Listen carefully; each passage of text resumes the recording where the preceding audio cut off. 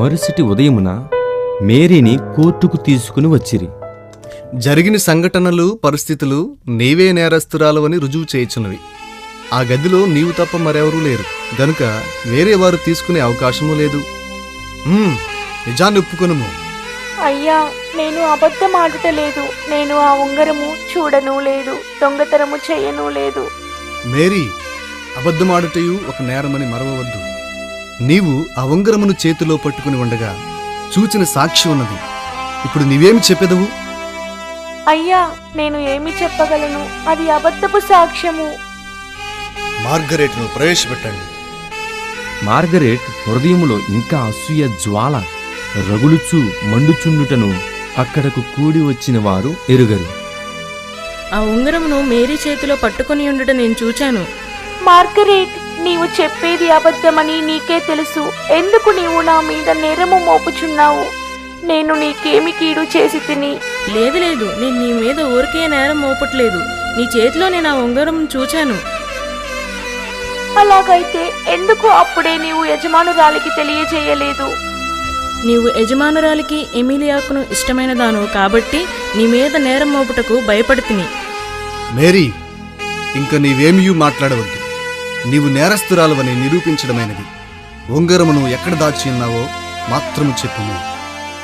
అయ్యా, నేను నిరపరాధిని. నేను దానిని తీసుకునలేదయ్యా. ఇలా నెమ్మదిగా మాటలతో అడిగితే ఈమె నిజాన్ని చెప్పదు. కొరడాతో కొట్టి నిజాన్ని చెప్పించండి. సుకుమారమైన మేరీ ఒక స్తంభమునకు కట్టబడిన కొరడాతో కొట్టబడిన. ఆమె శరీరమంతా చర్మము పగిలి రక్తము కారిన. ఆమె స్పృహ తప్పిపడినను సైనికులు విడువలేదు.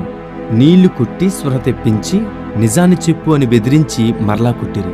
అయితే మేరీ అంత బాధలోనూ నేను దానిని చూడలేదయ్యా, ఆ ఉంగరమును తీసుకోలేదయ్యా అని రోధించింది. కొరడాతో కొట్టి విసుగు చెందిన సైనికులు ఆమెను మరలా చెరసాలలో వేసిరి. నడువలేని స్థితిలో గడ్డి మీద మేరీ పడిపోయింది. గాయములకు గడ్డి గుచ్చుకుని మంటను అధికము చేయుచుండెను. వేదనతో మూలుగుచ్చు కన్నీరు కార్చింది. అప్పుడు తన తండ్రి మాటలు జ్ఞాపకమునకు వచ్చెను. ఒకవేళ మనమిద్దరము విడిపోవలసి వచ్చినను కలవరపడవద్దు. ప్రభువు నీకు తండ్రిగా ఉండి కష్టములలో నిన్ను ఆదరించు, ఆయననే నమ్ముకొనుము అనే తండ్రి మాటలు మేరీని ఓదార్చును. అతి కష్టం మీద లేచి ఆ గడ్డి మీదనే మోకరించెను. తనతో నుండి బలపరిచి కాపాడమని ప్రభు కృప కోరి ఎక్కువ సమయం ప్రార్థించెను. సొమ్మసిల్లి అలాగే నిద్రపోయాను.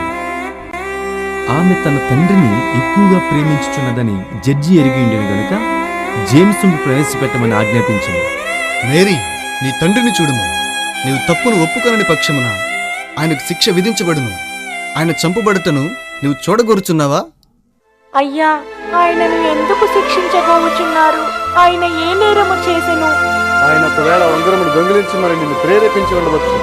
ఆయన నన్ను ప్రేరేపించలేదు. నేను ఆ ఉంగరమును తీయనూ లేదు. మేరీ, నీవెందుకు ఇలాగ మొండిగా వాదించుచున్నావు? ఉంగరము ఎక్కడ పెట్టితివన్నది చెప్పుము. లేని ఎడల నీకును నీ తండ్రికి నీ మరణశిక్ష తప్పదు. గౌరవనీయులైన జడ్జి గారు, నేను దొంగలించితినని చెప్పుట సులభమే, కానీ నేను ప్రభువునకు విరోధముగా అబద్ధమాడను. చావునకు భయపడి నేను ఈ పాపము చేయను. నా మీదనే నేరము మోపబడి ఉన్నది. మీరు శిక్షించగోరినా నన్ను మాత్రమే శిక్షించండి. నా తండ్రిని ఏమీనూ చేయవద్దు. ఇది నేనే వినయముతో చేయు విన్నపము.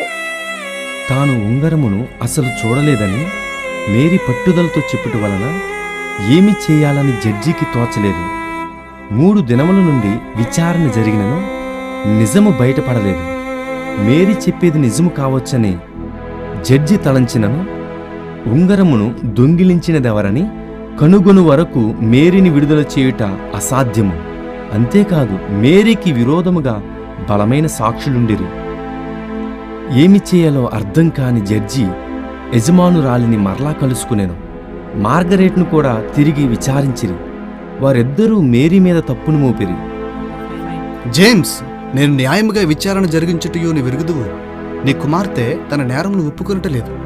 అయితే మేరీ నేరస్తురాలని యజమానురాలును మార్గరేటును గట్టిగా చెప్తున్నారు. సాక్ష్యాధారములను బట్టి మన దేశ చట్ట ప్రకారము మేరీకి మరణశిక్ష విధించక తప్పదు. కాని ఆమె తన నేరమును ఒప్పుకొని ఉంగరమును తిరిగి ఇచ్చిన ఎడల ఆమె చిన్న వయస్సును ఎత్తిచూపి నేను మేరీని విడుదల చేయగలను. మేరీ తాను చెప్పిన వాటినే చెప్పుచున్నది గనుక నీవు వెళ్ళి ఆమెను కలుసుకున్నటకు అనుమతినిచ్చుచున్నాను. మేరీకి నచ్చజెప్పి ఉంగరమును గూర్చిన వాస్తవమును తెలుసుకొని రమ్ము. మేరీ నీ మాటకు లోబడవచ్చు. రాత్రివేళ మేరీ ఉంచబడిన చెరసాల్లోనికి జేమ్స్ను తీసుకుని వెళ్ళిరి. అతని చేతికి చిన్న దీపము ఇవ్వబడిన. మేరీ బంధించబడి ఉండిన గదిలోనికి వెళ్ళిన జేమ్స్ నేలపై గడ్డి మీద పండుకునిన తన ప్రియకుమార్తెను చూచి ఎంతో ఆవేదన చెందెను.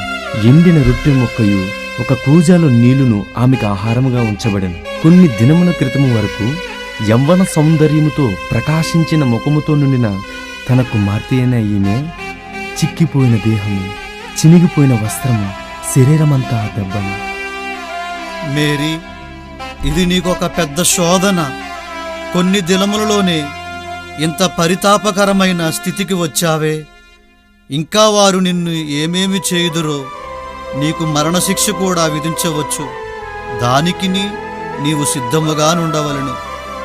డాడీ, నేను నా మరణమును గుర్చి భయపడుటలేదు. మీకు ఏ శిక్షయు పడకూడదు డాడీ. జడ్జి నాతో నీకును మరణశిక్ష విధించదని చెప్పిరి. భయపడవద్దు మేరీ, వారు నన్నేమీ చేయరు. నిన్ను బెదిరించుటకు ఒకవేళ అలాగు చెప్పి ఉండవచ్చు గాని నీకు మరణశిక్ష తప్పదు.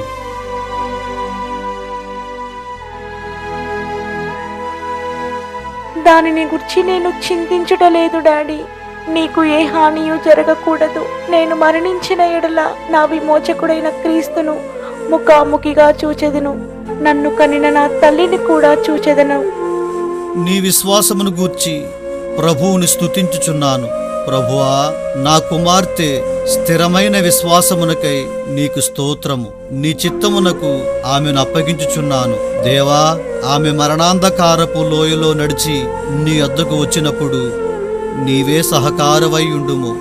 మేరీ, నన్ను ఎందుకు ఇక్కడికి పంపితరనే కారణము నీకు ఇంకనూ చెప్పలేదు. సాక్ష్యములన్నీ నీకు వ్యతిరేకముగానున్నవి గనుక నీవు నేరమును ఒప్పుకుని ఉంగరమును తిరిగిచ్చిన ఎడల జడ్జి నిన్ను విడుదల చేస్తారంట. డాడీ, నీవు నేరస్తురాలు కావని నాకు తెలుసు. కేవలము జడ్జి మాటలను నీకు చెప్పితిని. నీవు అబద్ధమాడనక్కరలేదు. అంతేకాదు, నీ మీద అబద్ధ సాక్ష్యము పలికిన మార్గరేటును కూడా క్షమింపవలను. ఈ విషయములో బైబిల్ ఏమి చెప్పుచున్నదో తెలుసా? డాడీ, నాకు తెలుసు. నిందించు వారి నిమిత్తము, హింసించు వారి నిమిత్తమును ప్రార్థించమని క్రీస్తు ఇచ్చిన ఆజ్ఞను నేను మరచిపోలేదు. మార్గరెట్ తన తప్పును గ్రహించవలనని అనుదినము ప్రార్థించుచున్నాను. మంచిది మేరీ. మన ప్రభువు తన్ను సిలువ వేసిన వారిని కూడా క్షమించును గదా. మనము కూడా అట్టి గుణలక్షణములు గలవారమై ఉండవలెను. అమ్మా మేరీ, మనము విడిపోవలసిన సమయం వచ్చెను. భయపడవద్దు, కలవరపడవద్దు. ఒకవేళ మనము ఈ లోకములో కలుసుకొనలేకపోయినను మహిమగల క్రీస్తు ప్రసన్నతలో కలుసుకునే వరకు ఆయన నీకు తోడై ఉండెను.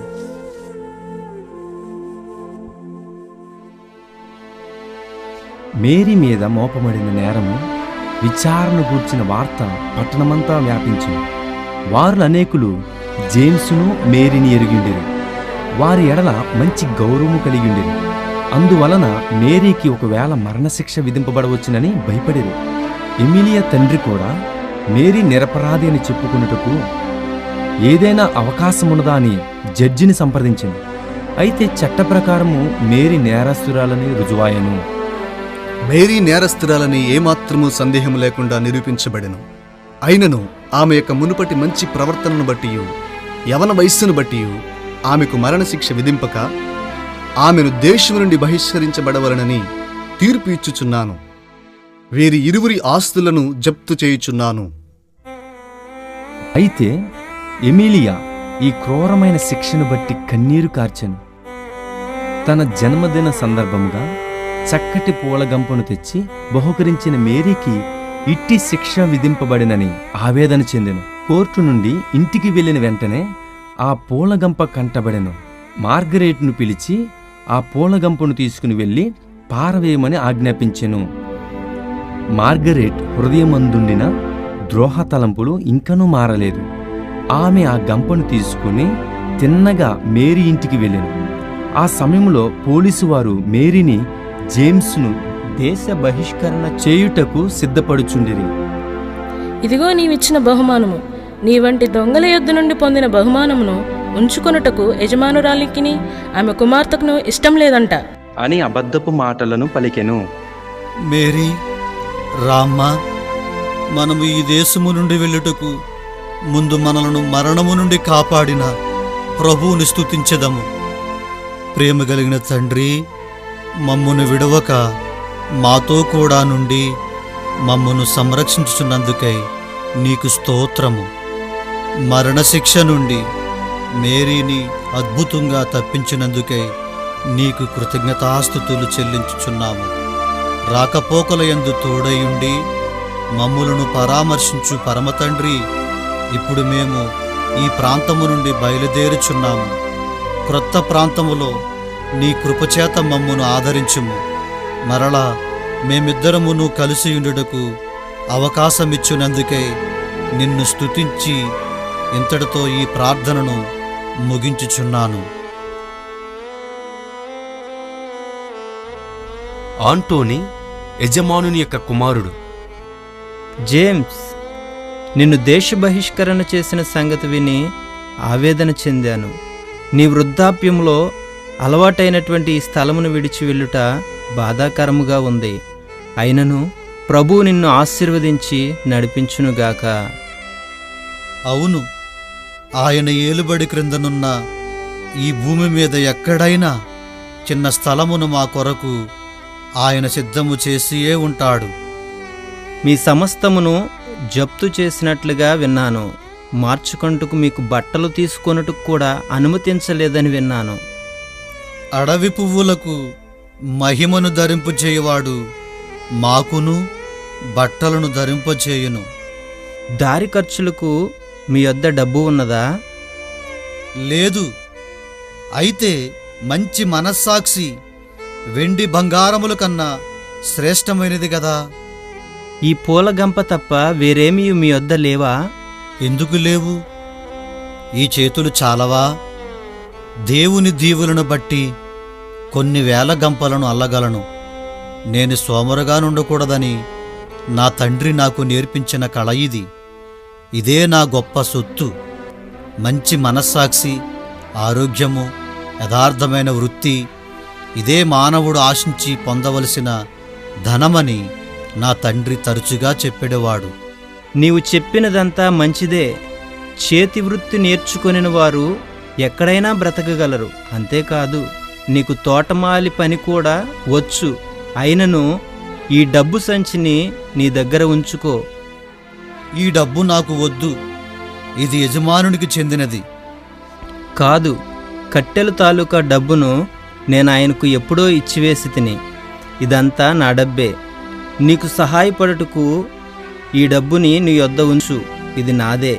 యేసు ప్రభువే నీకు దీనిని ఇచ్చుచున్నట్లుగా తలంచి తీసుకో. అలాగైతే తీసుకుంటానండి. ప్రభువు మిమ్మల్ని దీవించునుగాక. మేరీ, చూశావా, మనము బయలుదేరుటకు ముందే మన ప్రభువు మనకవసరమైన సహాయము పంపుచున్నాడు. వారు మాటలాడుచుండగా నేను ఆలకించదనని వాగ్దానం చేసిన దేవా, నీకు స్తోత్రము. ఇప్పుడు మేము నీ మీద పూర్ణ విశ్వాసముతో సాగిపోవుచున్నాము. నా స్నేహితుడా, వెళ్ళిరా. మీరు నిరపరాధులు. సత్యము ఒక రోజున బయటకు వచ్చును.